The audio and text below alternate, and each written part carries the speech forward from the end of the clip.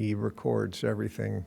Every time I've been here, I've been recorded by him. So very grateful to him. So thank you for coming out this wintry night. It did not snow or rain. This seems to be a pattern in Radnor, if you notice. No-show rain or no-show snow. Though we do need an end to our drought. I'm Dan Burnham, chair of the board, the Environmental Advisory Council, and as a continuing presentation in our Radnor Township EAC series, we welcome Michael Wheelbacker, who is an adjunct professor at Villanova University, and he travels the region offering lectures, walks, and other programs on nature and our local environment. He's a resident of Lower Merion. He served 8 years on the Lower Merion EAC, and he greatly appreciates the service of EACs to our community. In September, Mike kicked off our EAC lecture series with an excellent talk on microplastics, the discovery of which in 2004 has concerned us because microplastics are everywhere. They're in the soil, they're in the air, they're in the water, and in our bodies, inside our cells. If you want to see more about this talk, go to Mike's website, mikewheelbacher.com. He's also the author of a book, Wild Philly, which is available for sale at the door. It features 29 nature walks you and your family can take locally, plus tons of additional information about our natural environment. Tonight, he will present the amazing abundance of wildlife in our region with his talk, Wild Philly, the extraordinary nature of our own backyard. Mike? Thank you, Dan. Thanks, Dan. Good evening, everybody. How are you all? As an avid weather watcher, I'm oddly grateful that it feels like November outside, or December, in a weird kind of way. So anyway, nonetheless, we're going to talk about Wild Philly, the nature of this region. Before I move on, I did want to point out, people have asked, where is that taken from? It's such an interesting view. It's a drone shot, but that's not far from FDR Park, or it's above FDR Park. So that's south. It's in South Philly. The baseball fields and football fields are over in the right. You really can't see them. And that's West Philly on the left. So you can see the Ben Franklin Bridge in the corner over there. So that's we're in South Philly anyway. And as Dan mentioned, I was here a couple of months ago talking about microplastics. It's great to be back. And I'm coming in April, just around Earth Day, to give a lecture. I've been accumulating data on, we know about polar bears and the Amazon rainforest and those kinds of things, but what's going to happen here in the Philadelphia region? So it's a talk specifically focused on climate change here. And that photograph is of the Labor Day hurricane from three Labor Days ago, where the Vine Street Expressway became this roiling river. My favorite photograph in the Inquirer from this storm was this goofball who decided to go down this in a inner tube. He was rafting on that with a beer bottle. So he's on an inner tube with a beer bottle going down this, not knowing, of course, that Philadelphia's wastewater goes right into there. So he's floating in E. coli, and I hope this gentleman's still with us. Anyway, so climate change in the Delaware Valley back in Thursday. But I have a bunch of other talks, one on the whole monarch butterfly life cycle. My newest lecture, which I'll be giving a lot this month, is on the secrets behind the winter solstice. For example, why do we kiss under mistletoe? So my website, mikewheelbacher.com, if you want to check any of those out and bring me to any group that you've got. But tonight we're going to talk about Wild Philly. And as Dan mentioned, I've got the book to share with you if you'd like to bring one home. This is the gift of the giving season. And this is sort of a happy surprise for me in that I've discovered people like giving this book at the holidays because it's a whole year. There's 25 walks plus 4 extra credit, and they're calendarized. So essentially, you've given people a handbook of a full year of nature walks in the Delaware Valley. So, and I'm here to sign, and we take credit cards. So, happy to offer that. But for now, I just want to enjoy Philadelphia with you. When you talk to people about Philadelphia, of course, they'll know our history and Independence Hall, the Liberty Bell, Ben Franklin, who's the founder of just about everything in the region. They'll know about cheesesteaks and the cheesesteak wars, and maybe they'll know about hoagies, how proud we are of hoagies and our weird pronunciation of hoagie. And we're known musically for Patti LaBelle, and there's Hall & Oates and Happier Days when they weren't suing each other. And we're also known for our crazy sports fans, who are extremely crazier this week because we beat the Baltimore Ravens, and now the whole world is convinced we're going to the Super Bowl, and if we don't, there's going to be a massive depression in this city if we don't make it to the Super Bowl. So anyway, but they're happy right now. We're less known for the abundance of nature in this region, which for me as a naturalist is disappointing because the nature of this region is extraordinary. That's Ridley Creek State Park in the fall. So, and that's one of the closest walks to us here in Radnor. So I want to share with you what makes our region special and different, and that's what the book focuses on as well. It's put out by Timber Press, who's done versions of this book for several cities, Wild Miami, Wild Dallas. Dallas is wild enough without that book, but Wild Dallas. New Orleans, I think, is the first one. They've got a bunch, so it fits into that whole series. And in the book, you'll find some just introductory chapters that set the scene for what makes our nature special, and some of which I'm going to share excerpts from that. Plus, there's mini biographies of the 101 species you should know if you live here. So imagine trying to cull from the thousands that are here, what's the 101 you need to know? We'll talk about that in a second. Plus, then the 25 field trips you should go to see that nature. And then I thought, if you're a Philadelphian and you're really into nature, there's 4 places everybody talks about going to. They're not in Philadelphia, they're not in Wild Philly, but they're close enough that I had to include them in the book. So I'll share those with you in a minute too. And I knew I needed some backup on this, so I assembled a team of naturalists from across the region who work at a variety of places, some nonprofits that maybe even support. And this was during COVID, so we never met personally, but we had lots of email exchanges, and they helped immensely with who the 101 species need to be. Lots of really fun discussions about who the 101 were and what the 25 walks should be. So I got great backup.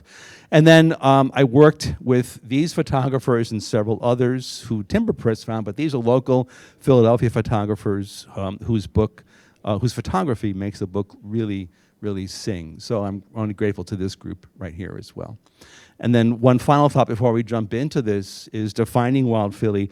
I kind of use the Action News definition of the Delaware Valley, right? It's the 5 counties in southeastern Pennsylvania, plus the 3, collar counties along the Delaware River on the Jersey side. So it's 8 counties. So I was looking for places to walk. We were looking for 8 places to walk in those 25 walks in 8 counties, and we had to spread them around the region a bit too. So anyway, so it's called Wild Philly, and our definition of Philly is a little bit expansive. It's when you go to California and you live here in Radnor and someone says where you're from, you say, I'm from Philly. So we kind of use that definition of Philly, right, as the region as opposed to the city.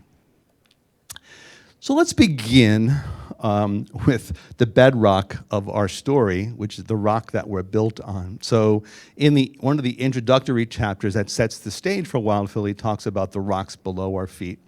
And this is at Belmont Plateau, looking at the city in front of you, and behind you, it just gets hillier and hillier. So Philadelphia itself is built on the Atlantic coastal plain. So that's the flat sands that was sort of the edge of the ocean. And the Atlantic Ocean has opened and closed multiple times over millions of years. And at times the Atlantic Ocean, as I understand it, even came to the shore of the Art Museum. So it's come that far in, and it's retreated. So the Atlantic has moved. And when you drive into Jersey especially, you just know how flat and sandy it is. So that sand is all, right, the sediment left over from this ocean. Behind you, way far behind you in this photo, are the Appalachian Mountains. So you've got those mountains that were built up when Pangaea was built and all the continents smushed together. So that built those up. And what's been happening is our region is built out of the rubble that's been falling off of that for, you know, hundreds of millions of years ever since. So we call our region the Piedmont, which is an Italian word meaning foothills, which geologists borrowed because in Italy, the Piedmont is the rubble falling off of the Alps, of course. So our rubble is old and from really far away, but nonetheless, we are in the Piedmont region. So we have the Appalachian coastal plain, which comes right to the feet of Philadelphia, and the Piedmont that goes right behind us and up. So there's the art museum right on the Rocky Steps. So imagine the Atlantic Ocean being right there. But also, right around here is where you can also begin to find the fall line, where the Piedmont falls into the coastal plain. And that fall line kind of wanders around Philadelphia, around Center City in different places. So here's the Appalachian Mountains, and here is the Atlantic coastal plain. And we are in this Piedmontine region, which is kind of the in-between stuff right there. And here you can see there's the Blue Ridge and Piedmont up in here. And there's, so Philadelphia sits right along this, right where these two meet. And that fall line shows up in a bunch of places. Some of you remember the races that used to be held in Manayunk, and you'd go up the wall of Manayunk on Green Lane. That wall, that steep road, is a piece of the fall line. It's where the Atlantic coastal plain kisses the Piedmont. So it's where the two meet. And it kind of wends its way in and out. Belmont Plateau is another expression of the fall line. So is, if you've driven up into Manayunk or into Roxborough from the Wissahickon, and you go up that hill into Roxborough on the beginning of Ridge Avenue, right, that's also the fall line. So the fall line shows itself in multiple places here. And what's interesting for me about the fall line is look at all these cities that have been built along fall lines between Piedmont and Atlantic coastal plain. And here's the logic of that. The why of this is that go back way back to colonial times. The American colonists came here on boats. So boats was just a huge way to do everything. So things were transported around the world by boat. And so boats would come in, and Philadelphia was founded where these two rivers meet. And right there, the boats couldn't go much further, right? You can go into the Schuylkill a bit, but not very far, because you would get to the falls in East Falls, where there really, before we built the dam, there really were falls at East Falls. And so you couldn't go any further. So cities were established at the fall line where a boat could get so far, offload its wares, and then horse and carts would take it the rest of the way inland. So where the Piedmont meets the coastal plain becomes a place where cities from Montgomery, Alabama to New York City have all been established, including Philadelphia. So the fall line becomes a really important geological phenomenon for us, and it's the why of Philadelphia. We are here because of the fall line. The Wissahickon, however, is a whole different animal. So I talked before about Pangaea and all the continents smushing. What happened, nobody has really figured out what the Wissahickon is. The rocks are different. And when you go into the Wissahickon and go for a walk, the rocks are really dramatic. So if you look in geology, in geologic time, the layers are fall horizontally. They build up horizontally. Sediments slowly build up over time and then get compressed. But here you can see those lines are almost vertical. So the rock has been twisted up like this, but then the lines are all jagged. You can see lots of W's and squiggles and things in there. And so it's been compressed. So it's been uplifted and compressed. So lots of time, lots of pressure, and you've got this. So what geologists currently think is that when Pangea was forming, when the continents were coming together, an island chain a la Hawaii was somehow in the middle of that, got picked up in that and smushed into North America. So the Wissahickon is the remnant of an island chain that we don't know where it was originally, but it's not in the Atlantic, it's in the proto-Atlantic, the one that existed before Pangea. So in the calendar of 25 walks, walking in the Wissahickon is, for me, one of the great winter walks, because all the leaves have fallen off the trees and you can see further into the forest and you can see the dramatic rock formations way differently in the winter than you can in the summer. It can be icy, so you have to be careful, but nonetheless, that's that. So Wissahickon's wonderful. Another piece of the early story for me is the Lenape story. So there's a chapter in the book on the Lenape, the first people of Philadelphia, and many other tribes north, west, and south of the Lenape consider them to be among the oldest and among the first. So the Lenape are the first Philadelphians, the first people of this region living in wigwams, in small family clusters. It was a matrilineal society. So the matriarch, this was sort of the matriarchal clan. There's a wigwam at the Churchville Nature Center up in Bucks County, so they've built a restoration of or a recreation of a Lenape village. And the Lenape lived in the land that they call Lenape Hoking.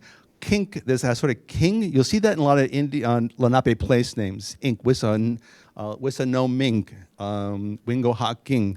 If there's that ing at the end of them, it means place. So it's a place name.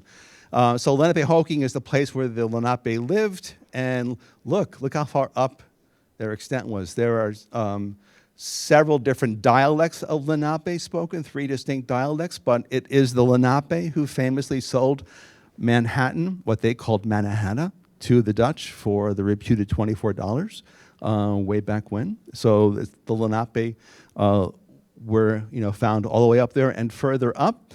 I'm a Long Islander by birth, so I had no idea that the Lenape were actually the Native Americans who inhabited Long Island and gave us such great place names as Massapequa.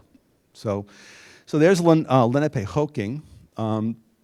It was a highly gendered society in that men and women had distinct roles. Women were the healers, among other things.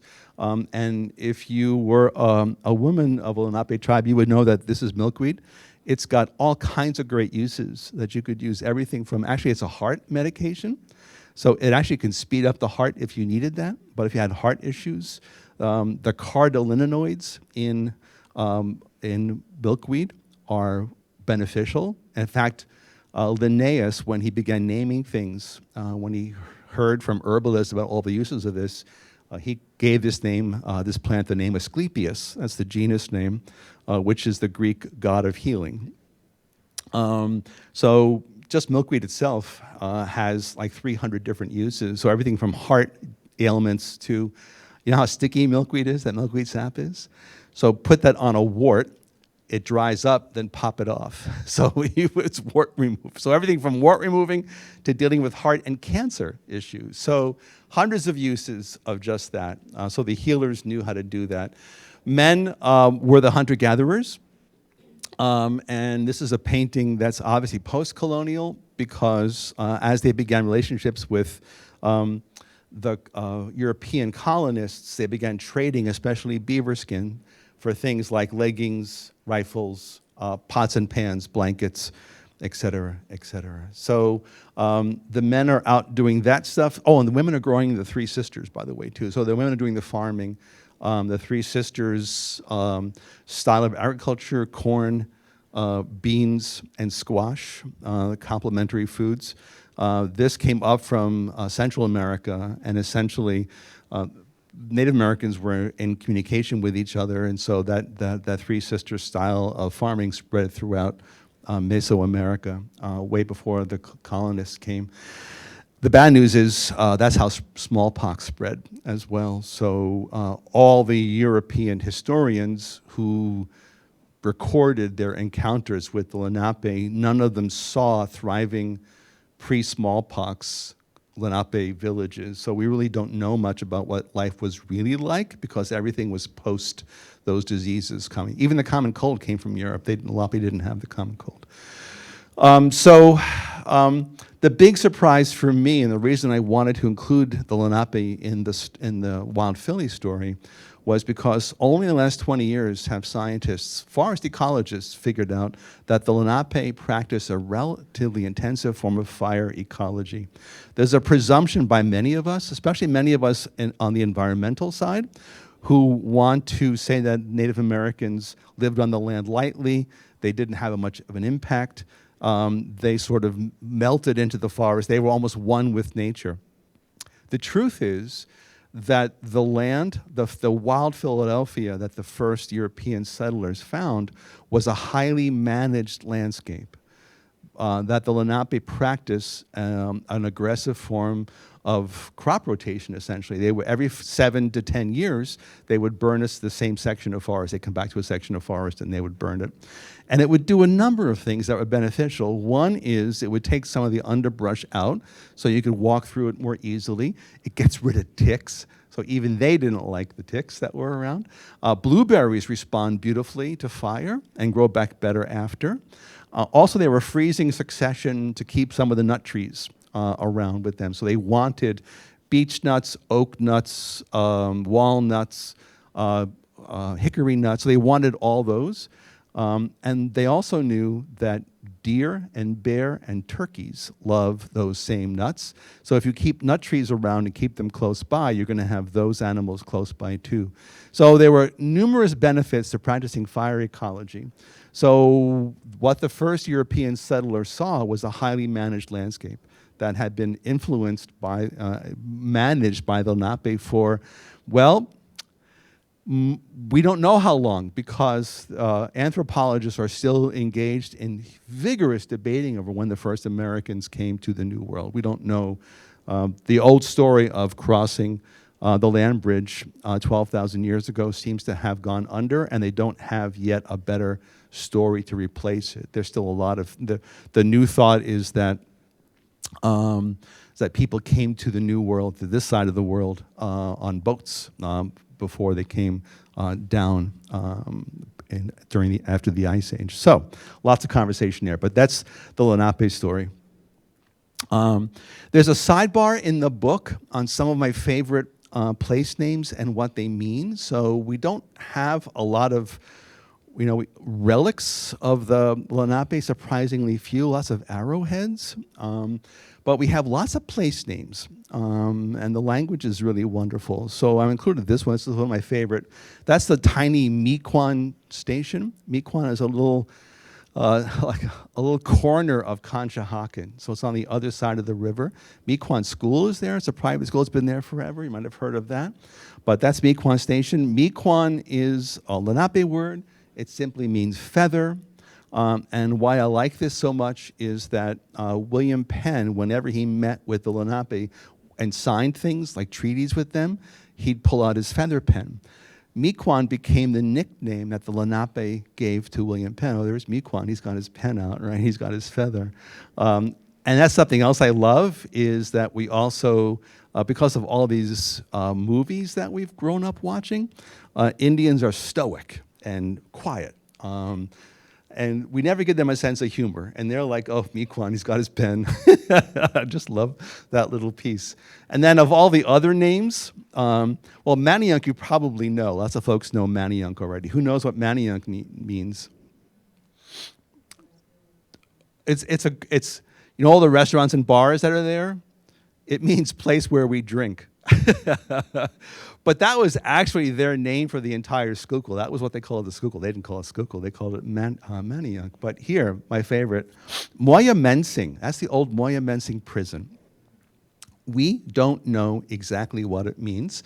And people who've studied language have come up with two choices.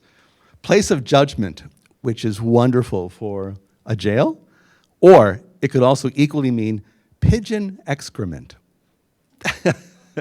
And the pigeon, I'm sure, is passenger pigeon, where the millions of them flew over and left quite a pile of moya messing, I guess. Anyway, I thought that was very funny. And in the walks, the one that's the farthest north is the Crow's Nest Preserve, managed by Natural Lands in Elverson. So that's at the top of Wild Philly. And there's a Chief's Grove in the center of that, of the Crow's Nest Preserve. And that's the grove with a big white oak in the center of this beautiful field. And the white oak, there may be a grave of a Native American in there, and that as they've talked and read and thought about this, the best anybody can come up with, if there is a grave there, it's likely an elder. Lenape didn't have chiefs per se, but nonetheless, it's called Chief's Grove. It's at the Crow's Nest Preserve, and it's in a magnificent white oak. It's a beautiful, monstrous tree. I also wanted to cover the history of Philadelphia, our history with natural history. Because what we forget as Philadelphians is that Philadelphia was, in the early 1800s, we were the Athens of the Western world. We were one of the places of higher learning, the place for higher learning. So for example, we know about the Liberty Bell, but what we forget is in Independence Hall, before it was called Independence Hall, on the second floor of Independence Hall was America's first museum. It was a natural history museum. It was operated by this gentleman who's painted his self-portrait, one of my favorite painters from Philadelphia, Charles Willson Peale. And Charles Willson Peale, the name is well known in the region. Peale had many sons and daughters, but he named especially the sons after famous Renaissance painters. So there's a Titian Peale and a Rembrandt Peale, and many of them went on to become painters. Charles, in his house in Center City, painted portraits of people like he did Ben Franklin when he returned from France. So this is Ben Franklin late in life. Many years before that, he did George Washington when George Washington was younger. So a younger Peale painted a younger Washington. So he was very well known for his portraits. And what he began doing was in his house was, as people were coming to sit for portraits, he collected natural history objects because he was intensely interested in it, and those were sort of in his living room as something for people to look at while they were waiting for the sitting, or to look at while the sitting.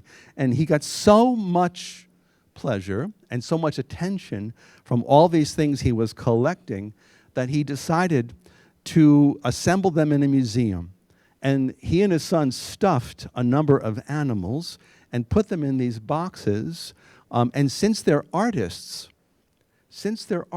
he can paint the habitat behind them of what they lived in. Charles Willson Peale, in Philadelphia, invents the diorama, which is now a staple of natural history museums worldwide. Who knew it was invented here in Philadelphia? And there are the portraits of all the people, his famous Rogues Gallery of people like Ben Franklin and Washington. So that's there. But he's intensely interested in fossils, too. And so he and his kids dig up a mastodon skeleton in upstate New York. There's a piece of it here. There's some teeth of it here. But he's charging you a nickel to see it in the museum. So in his self-portrait, which is 6 feet tall, this thing is like life-size. It's at the Academy of Fine Arts, or I think it will be when they're like redoing themselves right now. And so when they reinvent themselves and reopen, it'll be there. It's amazing. It's a magnificent painting. But he's not going to show you the mastodon in the painting. He did, however, do a painting of what it took to excavate the mastodon. And so they were getting the water out of this pit because the bones were down here. So they had to get this water out so they can get to the bones. Here are some drawings of it. So anyway, that's Charles right there, by the way. So he did a portrait of he and his family, he and his sons collecting the mastodon. Speaking of mastodons, Thomas Jefferson was a real avid fossil collector too, and his estate in Virginia, he discovered mastodon skeletons too. He was convinced, this is circa 1800 now, he is convinced that when Lewis and Clark head out west, they're going to find living mastodons.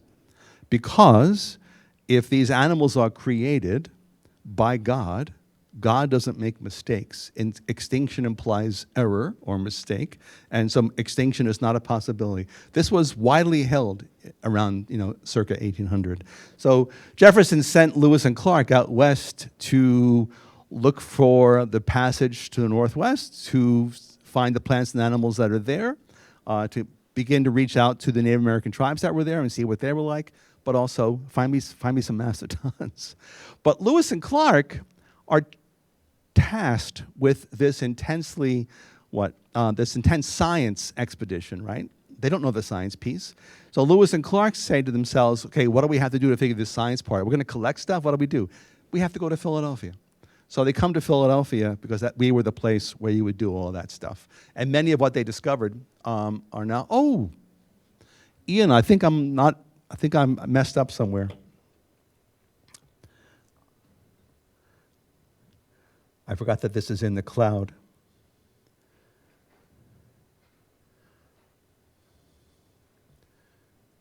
My apologies. Radnor Public, connect. Just when you think you have all the technology figured out.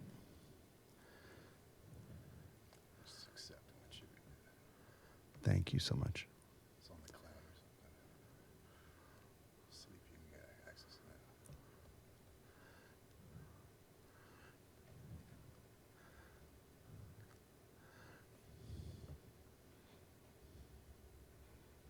that. My apologies, everyone.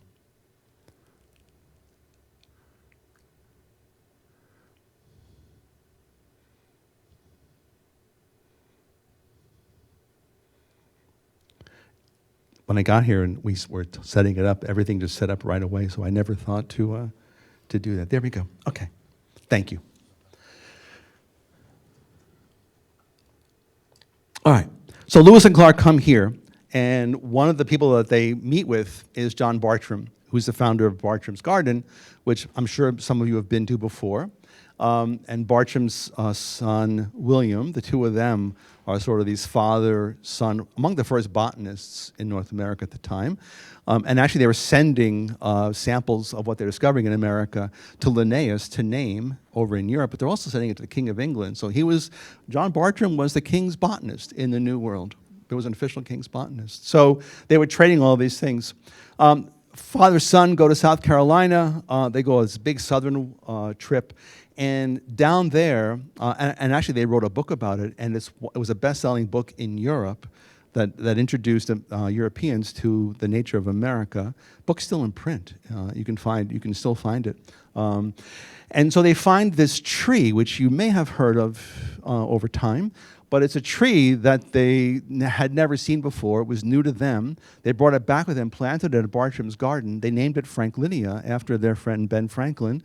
And the weird thing is the son goes back years later, and it's not there.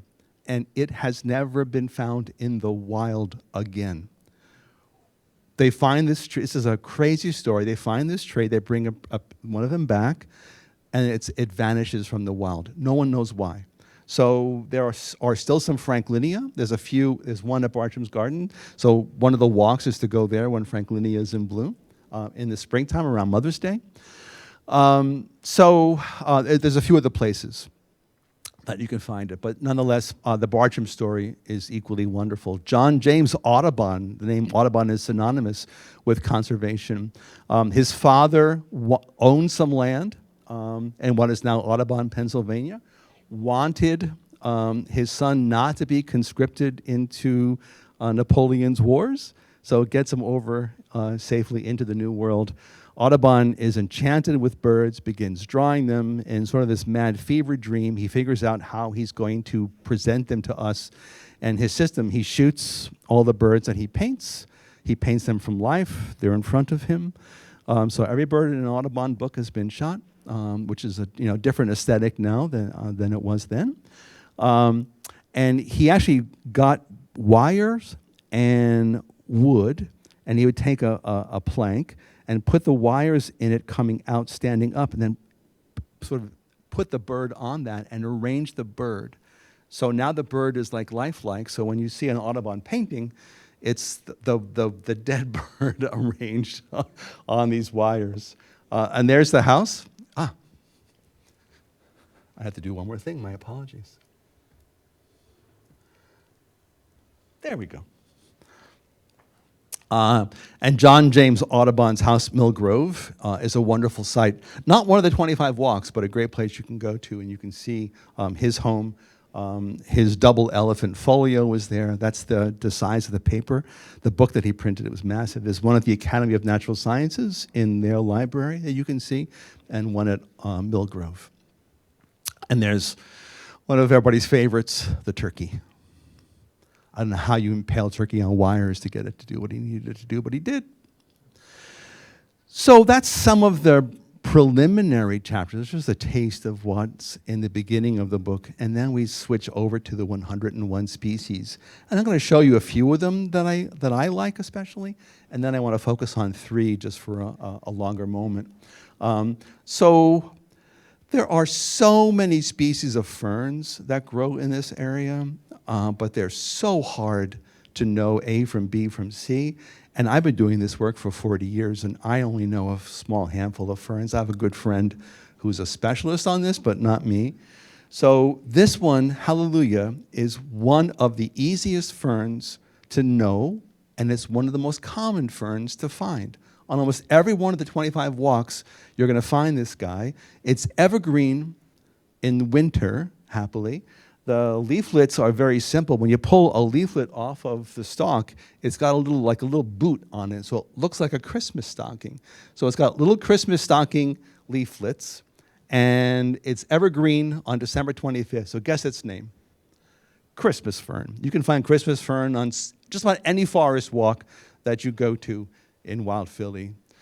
In springtime, my favorite wildflower, the white trillium, the largest, showiest petals of any wildflower in Philadelphia, but that'll be in bloom again.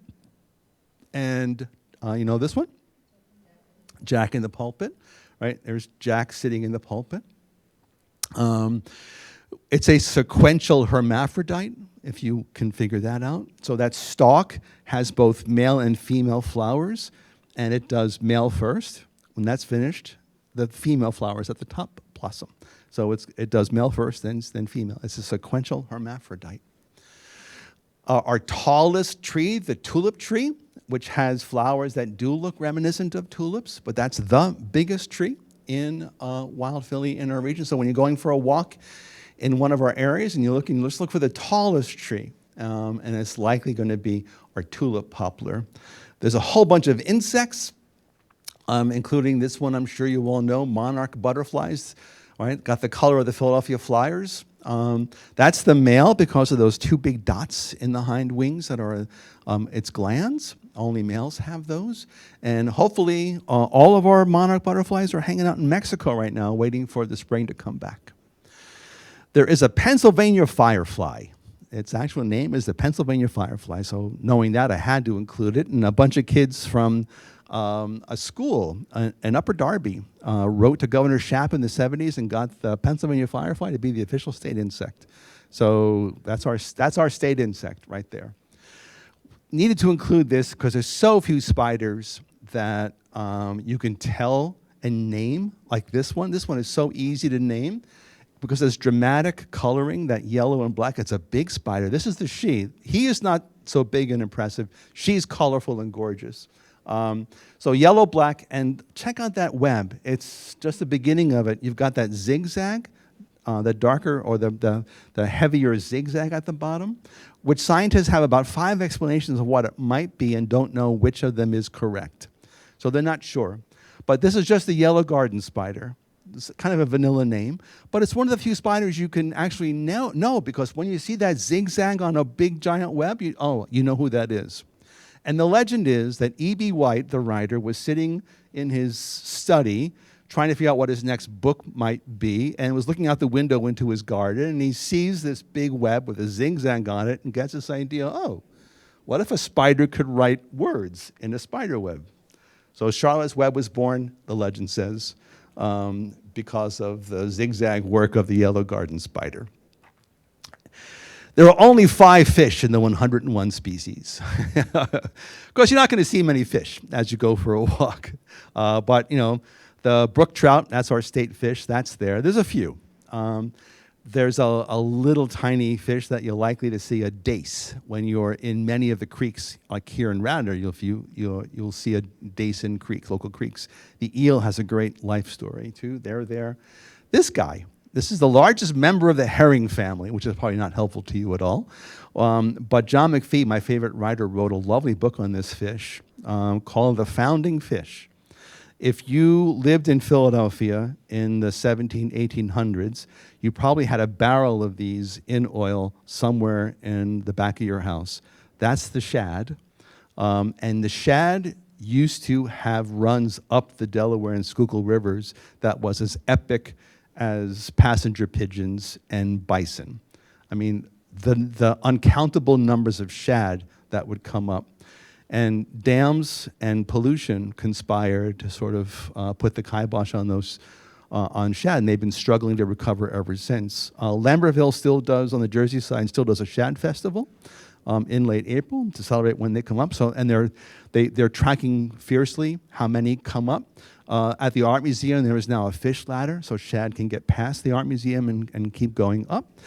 So they're trying to make a rebound, but nonetheless, this was an especially important fish in American history. Washington and Jefferson, both as kids, ran shad fisheries for their fathers. And the legend persisted. McPhee tried to track it down, but the legend has always been that the soldiers at Valley Forge were saved when the shad ran up the Schuylkill. That's what saved the revolution and the soldiers. And he read every first-person account he could find. He went to all kinds of source material, George Washington himself, all the journals of people who were there. Nobody mentioned shad. So shad get no shout-outs from anybody who was there at Valley Forge at that time. But nonetheless, the legend persisted, and he wrote a whole book because in part of the legend. It's a great book. It's a great fish. So there's our shad.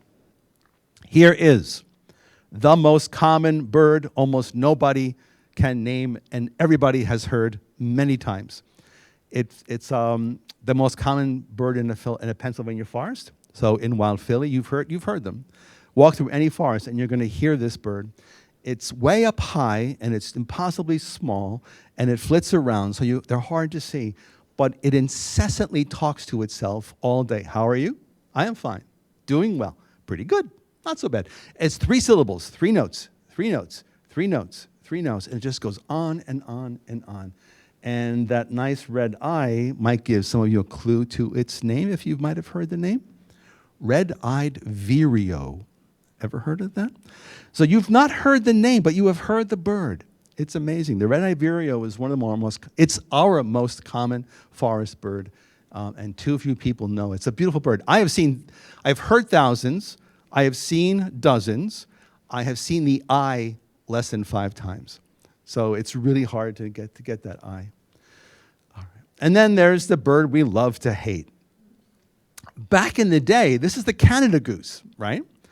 Back in the day, the Canada goose would fly over us on the way north in the spring and fly past us on the way south in the fall. And the V's heading north and the V's heading south were signs of the seasons. And they would occasionally stop in a farm field and refuel on the way. But back in the day, they did not nest in Philadelphia. They didn't. They nested in Canada. Somebody at the state who was worried about Canada goose numbers decided somewhere in the 50s that wouldn't it be great to take this subspecies of Canada goose from the Midwest and bring some of them here and mate them with some geese in the east so that we'll get more numbers. And it worked. Now we have like 7 million geese in Pennsylvania. It's like crazy, stupid numbers. And the amount of goose poop that we have to sidestep around is crazy. So we used to love geese. They were a sign of the seasons and not so much anymore. But what's weird about the Canada goose is it has genes for both migrating and not. They'll migrate some years, not others. They'll not migrate. So if they can find open water during the winter, and because of climate change, they can find open water, they'll stay. So if a goose can find open water, it's fine. It'll be here. But what they've discovered, this is really weird. If like a raccoon attacks a Canada goose nest and eats all the eggs, the bird's reaction, in part, sometimes is to migrate. So it's a very strange, but that seems to be a cue, a trigger, that this migratory instinct takes over. So we've got both migratory and non-migratory versions of the Canada goose here. So you will see V's of Canada geese, but that's why you see them all year round as well. And then we're talking about Pennsylvania. Got to talk about a Pennsylvania state animal, Punxsutawney Phil, right? So woodchuck is the groundhog, is a rodent, is a whistle pig if you were Pennsylvania Dutch. I love that name, whistle pig. And they're out right now hibernating. And then that one grumpy groundhog's going to be pulled out of his den at February 2nd, and we'll see what happens. But the groundhog is one of the many mammals included in wild Philly. So here's a couple I want to focus on especially, just a couple. You know what that is. There's that nice flat tail, right? This is the first animal that was extirpated. Extirpated means made locally extinct. This is the very first animal that was extirpated, made locally extinct from the Philadelphia region. Because the Lenape discovered, well, first of all, trappers were sending beaver pelts back to Europe because the beaver felt becomes the gentleman's hat, right? So the top hats were the rage. So there was an unquenchable appetite for beaver pelts in Europe. So they were being sent out to Europe. The Lenape discovered that they could do a killing trading with them, right? So there was such an aggressive trade for and trapping of beaver pelts that beaver disappeared pretty quickly in. Today, you can find beavers at a couple of places. This is the Black Run Preserve in Jersey, one of the first walks in the springtime. But there, look, there's that nice beaver dam here, and here's some beaver lodges right there. So what's strange, the beavers have decided to come back to Philly. We didn't have to spend any federal money on a campaign to save them. They just volunteered. We think that beavers were doing fine up in the Poconos, and then as they did better, they kept spreading further south, and they came down the Delaware, up to Schuylkill. Now they're in several of the other side streams too. One of my favorite photographs is now, it's a few years old, excuse me, so this can't be seen, this tree's gone, and this has been redone. But this is one of the old Pico power plants on the Delaware River, right next to Penn Treaty Park. And so at Penn Treaty Park, look at what a beaver has done, right? Nobody else could do that. So just for me, this is like a great story of how nature comes back as industry disappears. I just thought that's a nice juxtaposition of the two. And along the Schuylkill River in Manayunk, there's Flat Rock Dam right here, the dam works. This is one of the walks. You can find this walk. Now, they haven't built a dam, beaver dam, and they haven't built a lodge. They seem to be living in the bank somehow. So they've adapted to different conditions, but this is clearly beaver. Nothing else does that.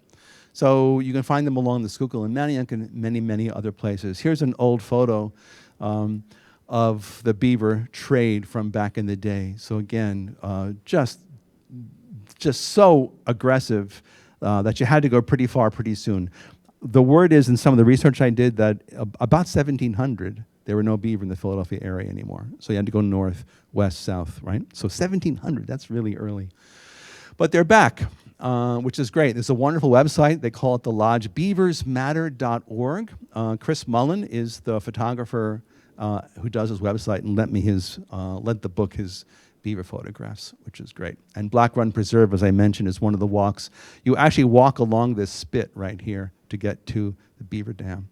And something else you can do, this is literally 5 miles from Cherry Hill. I mean, that's crazy. Like the Cherry Hill stuff is only 5 miles from this. So, the recommendation is to go in late February, early March, at the beginning of the spring, and go at night or at dusk, because then you're going to see the beaver action, and you're also going to hear the frogs, the mating frogs, which is great. And Palmyra Cove, behind me in this photograph, there's a couple of beaver lodges in a cove that's inside there under the Tacony-Palmyra Bridge. So you can see them. And I mentioned that the Pico power plant was redone. So there's the old power plant, which was vacant for many, many, many years, old coal-fired, dirty power plant, now redone as the Battery luxury condos. Beautiful, beautiful restoration work. You actually can, I think that you can sit inside these chimneys, like it's like hollowed out, and there's a place to sit inside there. And there's Penn Treaty Park. Second animal I want to focus on is one of the walks for May around Mother's Day into Manayunk over the Manayunk Bridge that goes from the Lower Merion side over the Manayunk Canal. And one of the reasons to go there is because the biggest church steeple, St. John the Baptist Catholic Church, has once endangered animals nesting there. There's one, here's the other. This is the peregrine falcon. And a birder that I know about a dozen years ago, maybe 15 already at this point, saw this whitewash of guano on the church steeple from across the river on the Lower Merion side in Ballackinwood, looked across, saw that, and said, oh my. And we discovered, yeah, we got peregrine falcons nesting in the church steeple in Manayunk. Once endangered species, not so much anymore. DDT was causing eggshell thinning, and so their numbers rapidly dwindled. Cornell University began an aggressive, ambitious program to rear them in captivity in this big peregrine barn, and got their numbers and got successful and began reintroducing them to places. So now there are peregrine falcons nesting on every one of the big bridges across the Delaware and Schuylkill. City Hall, this church, St. Joe's said they saw one on their campus. It might be these guys from Manayunk over at St. Joe's, but don't know for sure. So that'd be great if St. Joe's had them too. So we have peregrine falcons, which is great. And here's the change in shifts. The babies are in a box, a nesting box that the church let the state put in here in this window, so the window's kept open for them. And here's the change in shift. Don't know which is male, which is female, but it's carrying food to bring to the babies inside. And there's the bridge, so you go across the bridge and get into Manayunk and go along until you get to Couch Tomato Pizza, which is right at the foot of the steeple. And if you go there on the right weekend, all the hotshot birders from Philadelphia are all gathered here for pizza and beer with their spotting scopes and binoculars. They'll let you borrow them. And they're watching the weekend, or the time, because birds don't know weekends, the time when the parents are teaching the birds how to fly, which is the highlight of the year for some of the people there. Animal number 3 I want to focus on. We have coyotes, not just in Philadelphia. We have them in Radnor.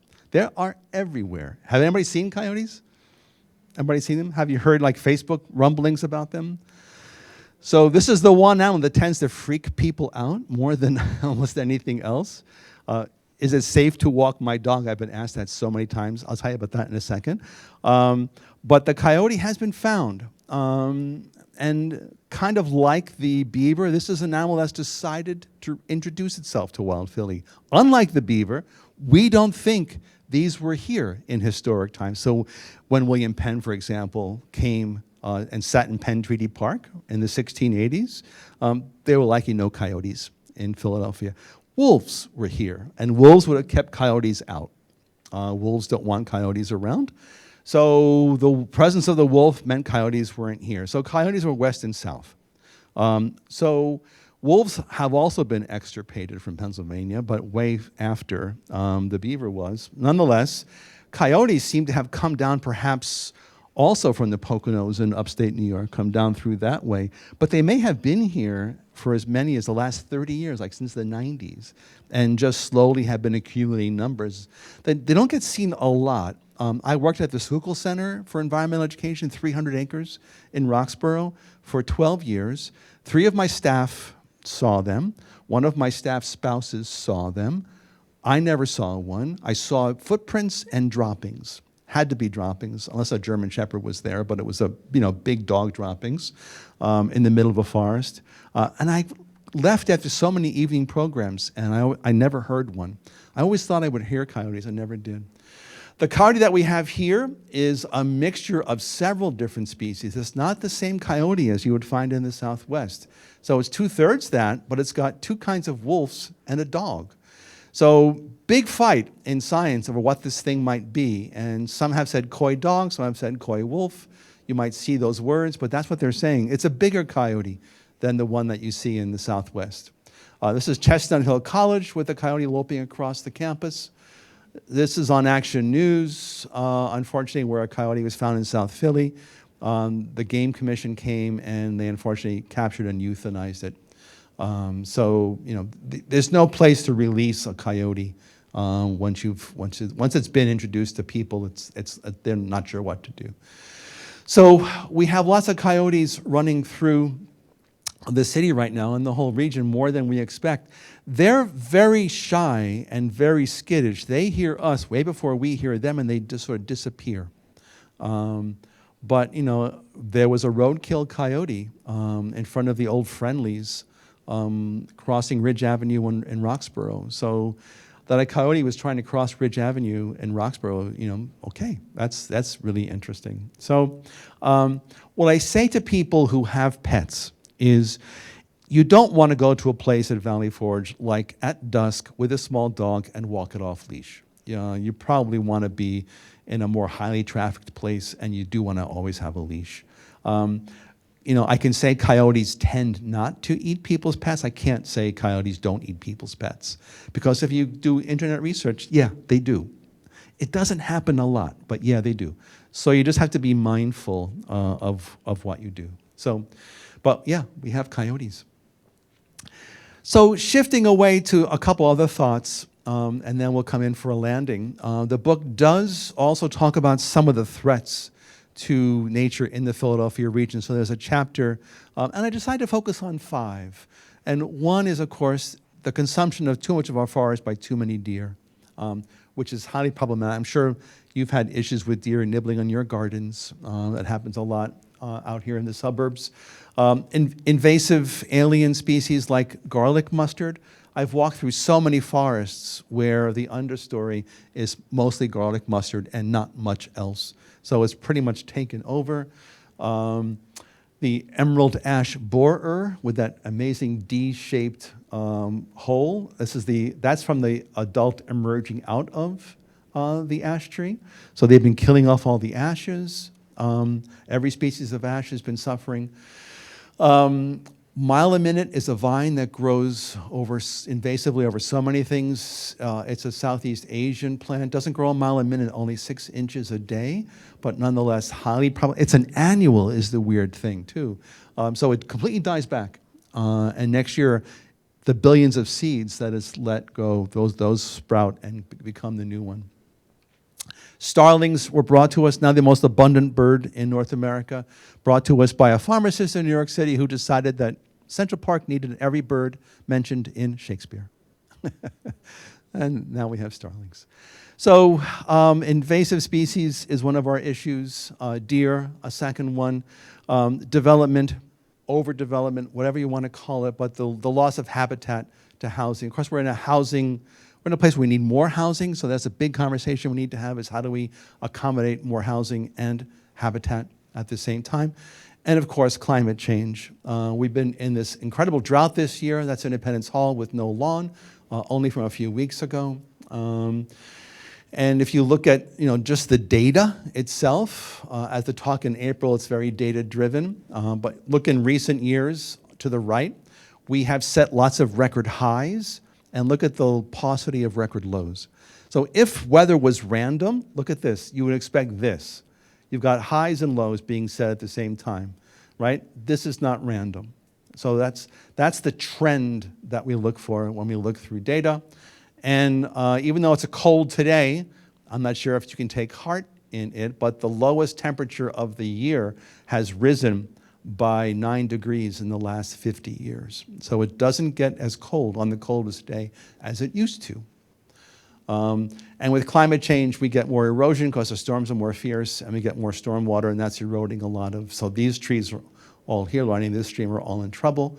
As this bank erodes, they're going to topple in. But then again, for every yin, there's a yang. So the book also has 25 wonderful ways you can help nature. Bird feeders, for example, just keeping your cats indoors. Cats kill a billion songbirds annually just in North America. So that's a huge step. Planting trees. If you don't plant one tree, plant an oak. Best tree for biodiversity. Plant butterfly gardens for animals like the monarch. You can participate in citizen science projects now. At many places, they have bio blitzes where you can help figure out who lives there. Audubon does Christmas counts for 125 years now, so you can be part of a Christmas count, which is coming up soon. iNaturalist on your phone. You're sending data into National Geographic and the California Academy of Sciences. While you're trying to guess what you're seeing, we now have this whole data collection of what plants are growing where. So you get on iNaturalist, and of course, if you want to, you can become a little more active, like these people are for one of the climate walks. And just quickly to walk through the calendar year, New Year's, we want to get a new vista. So this is High Rocks in Bucks County. Missioner, the writer, gave this to the state. And this is the Tohickon Creek, makes a horseshoe bend right here, and you're above it. It's just a remarkable view. Beautiful place to walk any time of year. John Hines is just spectacular for migratory songbirds, especially warblers, in April and May. Bowman's Hill is the go-to place for wildflowers, also April and May, up in New Hope. FDR Park is just a lovely stroll, especially on Independence Day, where you can see Philadelphians of every ethnicity celebrating independence in every way imaginable. It's a remarkable walk at that time of year. The Manayunk Towpath is great if you want to see turtles and frogs. This is where you want to go, and beaver work, turtles and frogs. Ridley Creek, not far from here, is a great fall walk, one of the prettiest creeks in Wild Philly. Just a gorgeous, gorgeous creek. My favorite view in Wild Philly is Huntington Valley Pennypack Ecological Restoration Trust, PERT. And you've got Bryn Athyn Cathedral in the background. You're on this magnificent meadow looking out a forest. Just a great, great view. So go to PERT. And then, as I mentioned before, Wissahickon Valley Park to see the wonderful squiggles in the rock. Also, since it's winter, Woodford Cedar Run, Medford, New Jersey, will immerse you in pines. You're on the edge of the Pine Barrens. So if you want that Christmassy pine thing, go right to there. And Briarbush bring a mug of hot cocoa, and you can sit in a little like a log cabin and look at their birds outside their bird feeders. So Briarbush Nature Center in Abington, great place for birding. And the 25th walk in the book is your street. I'm trying to encourage people just to go out for a walk in their own block and just see what kind of plants and animals you can find on your own street. I'm just amazed at what I'm literally less than 2 miles from City Avenue, where I live in Marion Station. I've seen great horned owls, ravens. I've heard ravens, all kinds of migrating warblers. It's just a great place. So it's surprising. And then there are these extra credit walks. So everybody who loves nature in the Philadelphia region, there's at least 4 places they always go to every year. So one of them is to go to Cape May along the Delaware Bay side. Actually, it's on the Delaware side too. On the the Delaware Bay on the Delaware State side. So these are red knots. Beautiful sandpipers, big sandpipers, robin size, but that's big for a sandpiper, who live, right now they're in Tierra del Fuego at the bottom of South America. And they want to nest in the spring almost at the Arctic Circle. So they're going to go from the bottom to the top. And they do this, they first make this big leap and go to the top of Brazil and refuel, and then they do another second leap, and they go over the Atlantic in this kind of a curve, and they land on the Delaware Bay, famished, exhausted, starving. And just at that moment, amazingly, horseshoe crabs by the literally millions have hauled themselves onto the beaches to mate and lay their eggs. And there are these little green BBs that are just roiling in the sand. So the sandpipers land here, and they've got in front of them this buffet of fatty green eggs. And so this chapter we called Sex and Gluttony on the Delaware Bay. So the horseshoe crabs are engaged in sex. That alone is worth going to see. And these songbirds are coming in at the same time. It's a remarkable thing. In the Pine Barrens, you want to go and see the carnivorous plants like these sundew pitcher plants are there as well. So the Pine Barrens is great ecology, but I love the carnivorous plants that are there. And then in the fall, Hawk Mountain, north of us, west of Allentown, right? Sit on these rocks and just watch some on a good day, thousands of hawks flying over. The same thing happens in Cape May when you're at Cape May Point. There's this birdwatch platform. Jersey is shaped like a big funnel. Cape May Point is sitting at the bottom of the funnel. If you're a migrating hawk, you fly down that land and you get down to the funnel, and you're hanging out there, and you're going to wait until the weather is right before you're going to jump. But songbirds do the same thing. Monarch butterflies do the same thing. They're all gathering at Cape May Point. So when you're here, you've got warblers in the bushes in front of you, along with monarch butterflies. I've seen swallows flying over my head by the tens of thousands. It's uncountable numbers of them. Plus, hawks are flying over on a good day also by big numbers. And then in front of you is this pond that's just loaded with every kind of duck and wading bird you can think of. And you got all these Audubon experts who are all there with these giant spotting scopes, and they'll share everything with you. Audubon does a bird count. They count birds there. You can see who's there. And also on this front bench, they have binoculars they'll give you, so you'll get these fancy binoculars that they'll lend you while you're there. So just a spectacular day if you want to try that out. So of any age, no matter where you live, there are wonderful things to see and do in Wild Philly. It's just a wonderful, wonderful place. That's Bowman's Hill, by the way. That's Virginia Bluebells in Bowman's Hill. So everywhere you turn in the Philadelphia region, there's just wonderful, wonderful nature.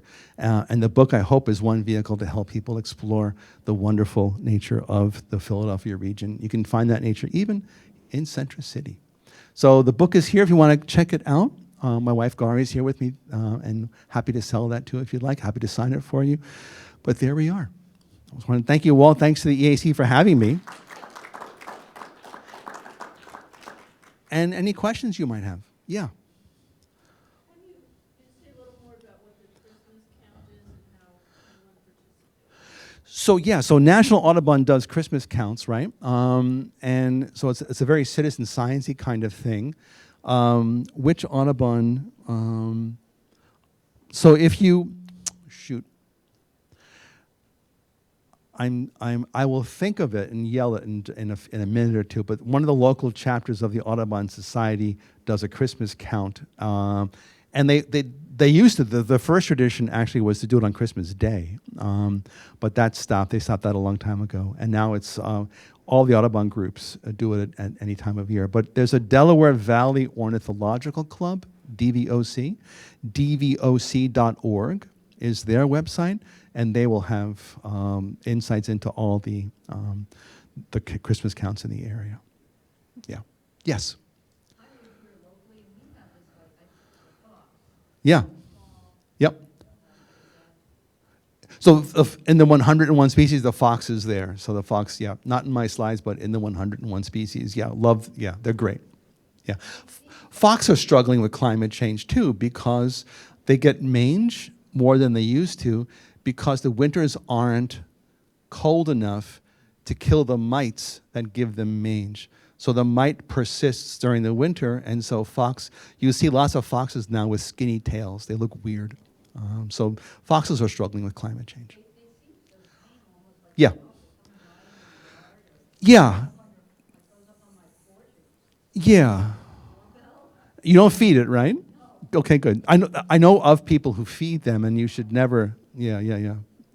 So, yeah, it's interesting. The mange, the plaintiff medicines, I think, for dogs and cats. Yep. If you can get the fox, yes. Yeah. There's a suburban wildlife, which is sort of near Norristown. You take the 3 hard-boiled eggs, they inject them, and then you put one out once a week. Ah. Yeah, we've done that many times. Oh, good. Okay, good. Thank you. Yeah. First of all, this is wonderful. Thank you. So much. I think just the time of year and the weather is maybe limited our thing. I'm sorry when people aren't here to hear this. This is excellent. 2 very quick questions. Is this in the urban myth? Is Wawa a Lenape word for goose, or is that just an urban myth? No, it is. Is it? Yeah.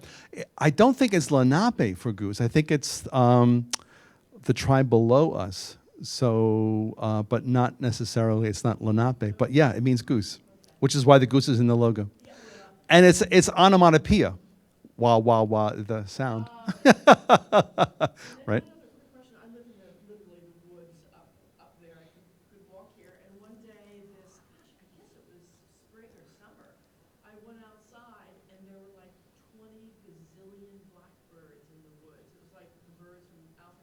Yes. Or they could have been separate? You know, they could have been. Yeah. What it sounds to me, if I heard them or saw them, there's a bird called the grackle, which is in the blackbird family, and they tend. So there's a winter flocking that birds do because there's no places to roost to hide from predators. So they gather in numbers, right? For two reasons. One is you got eyes in every direction, and the other is if a hawk does come in, the odds of getting me. Yeah, exactly. I didn't get that, but, I mean, even our dogs were freaked out. I let them out, they were just, what is this, and ran right back in. Does it happen every year or just once? This is the one time? Yeah, I think it's happened 2 times. We've been Yeah. here for 27 years. Yeah. When it happened this, again, spring, early summer, it was frightening. There were so many. There's a wonderful app called Merlin, which is free. You can download it for nothing. It's from the Cornell Laboratory of Ornithology. When you open Merlin, it'll listen to the birds and tell you what is there. So, and actually, it'll tell you things, and you're like, I'm looking at like, where is that? Like, boy, it's impressive what your phone can hear. So yeah, so get Merlin, and that'll tell you who you got. Yeah. Yeah, like Merlin. So Merlin the wizard. There's also a bird, a hawk called the Merlin. So the same name, Merlin. So I'm assuming it's named for the hawk, not the wizard. It's kind of wizardly. I think it's magical how it does. So I think that was their inspiration. Cornell? Oh, through the app. So Cornell does a couple. They also do a feeder watch. So you can get a bird feeder. So this is all in the citizen science section of the book too. So you can and participate in feeder watch and send your numbers to Cornell, and they're tracking the numbers of birds that people see at bird feeders. There's a wonderful thing, CocoRAS. It's a precipitation index. RAHS at the end is rain, hail, and snow. CocoRAS, like citizen cooperative. Anyway, so you get their official rain gauge. And you send them every day what the rainfall is, if any. And so they're tracking rainfall across the United States from these citizen scientists too. So this great citizen science work, and you're contributing data that's really useful. Monarch Watch. If you see a monarch butterfly, you go to Monarch Watch, Journey North is this one. There is a Monarch Watch, but Journey North has an interactive map, and you put in the map where you are and what you saw. The caterpillar, the butterfly emerging from a caterpillar, the butterfly nectaring, the butterfly mating, an egg, the butterfly laying an egg. You can do all these different things, and so they're tracking. And what I love about Journey North is when you find the monarch map, there's an icon. When you click on that, you will see over time the monarchs coming north. And so if I see a monarch in April, I'm like, that's early. I'll go into Journey North and say, okay, other people have seen one too. So, I don't expect monarchs to get here from Mexico until like May or June. So there we are. So yeah, become a citizen scientist. It's a great thing. All right. Thank you all so much. Happy to sign books if you'd like. Check in with Gary if you're interested. And thanks to Dan and the EAC for having me. And hope I see you in April.